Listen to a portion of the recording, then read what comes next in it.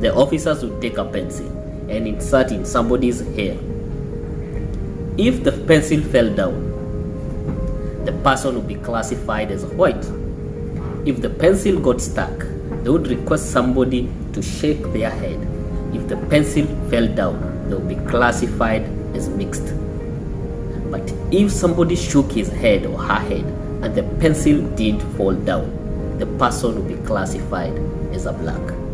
That's the system that was applied during the Apartheid rule in South Africa. It's called the pencil test. Here is more. Hey, thank you for clicking in. I'm glad you're here. If you've not subscribed, now is the time to do so. Like, comment, share, and click that notification bell on so you won't miss a single video each time that I upload. Let's get into the story. It was back in the 1940s in South Africa, and history records of the apartheid system of governance in South Africa. The apartheid system is just the segregation of people in accordance to their race. Apartheid comes from the word apart, hood.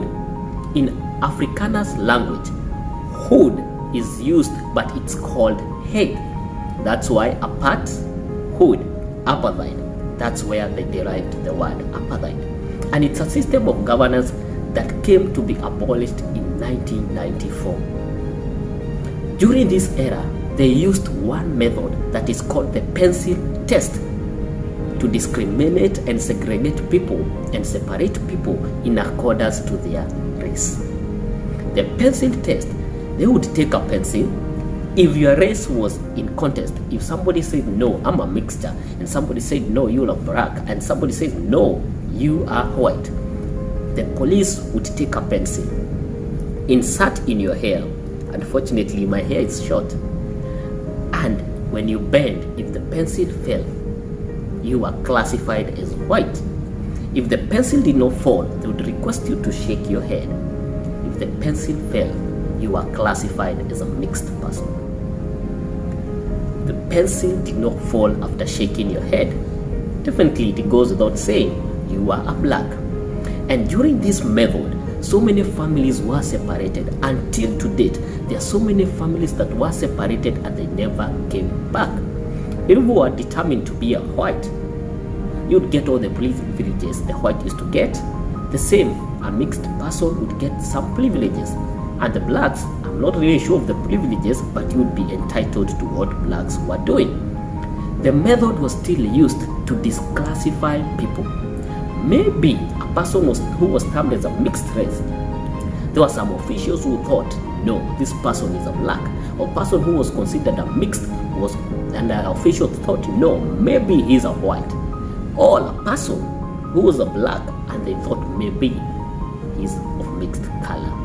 They would use the same method, the pencil test. Racial segregation is a very, very unique issue, and it's a painful experience for those who are there and those who still remain at today with the effects of the separation. But the pencil test was not the only method that was used. If you go back to history, in the US, for example, they used a method called the one-drop rule. Yeah, this is where they would go back in your lineage, and if they got that you had any ancestor who was a black, then you were determined a Negro. Yeah.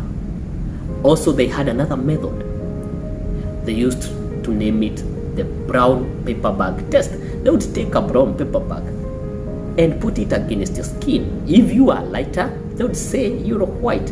If you are darker, they would call you a Negro, that is a black American. And what amazes me more is that in the 20th century, the one-drop rule is legal. Yeah, until today, I think until to date, some states, I stand to be corrected, some states still use that one-drop rule to determine a person's race. And with all the weight that comes with racial segregation, I do not condone or accept it. Yes, and me saying this does not mean that I embrace what was used.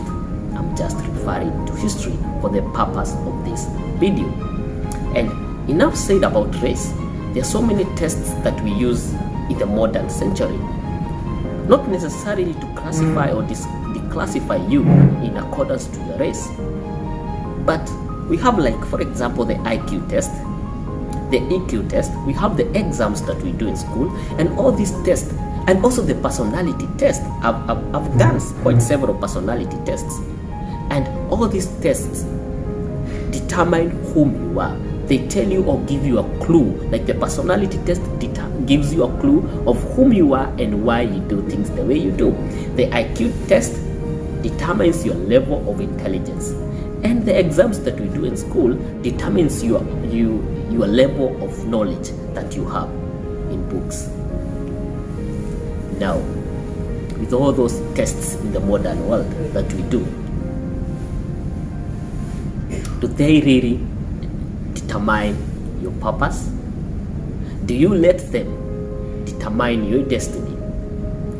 I've read in history so many people who are segregated in terms of race, but they became famous people. They became great, and they accomplished and finished their purpose. I've seen people and read of people who are not so intelligent in school, who are not so good with books, but they have come and become great men and women in this world. So as you're seated there, which test did you do that killed your morale? Which test, or who said something, or what did you do? Is it a duty? Is it a job that you are not able to do as per the management, and you were called a failure, and until today you think you're a failure? All those tests don't determine your purpose. They don't tell you your destiny. However painful the experiences are, however painful they may be, with all the baggage that comes with it, just remember, your Creator gave you a purpose, and when you were born, the purpose was instilled in you by your Creator. And whether you believe in God or not, we all got a purpose. Yep. And we need to live our purpose to the fullest. So, is it the IQ test? Is it the personality test? Is it the exams that have caged you in a place? Remember, even the South Africans and the Namibians fought hard to end the apartheid rule, because they knew as long as they are boxed in a certain state of mind, they will live in accordance to that state of mind. So free up yourself today, and remember, your purpose is greater than the results that you got. Your purpose is calling you. It's time you woke up and walked towards your purpose. Yep. And someone asked me, what's your purpose in life?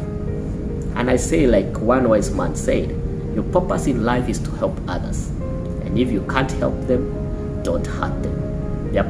So anything that you do of service, I think that's your purpose. Anything that you do and you feel fulfilled, whether you're paid or not, I think that's your purpose. There's a difference between your passion and your purpose. We'll do a video on that one day. Until next time, stay safe and stay blessed. Don't forget,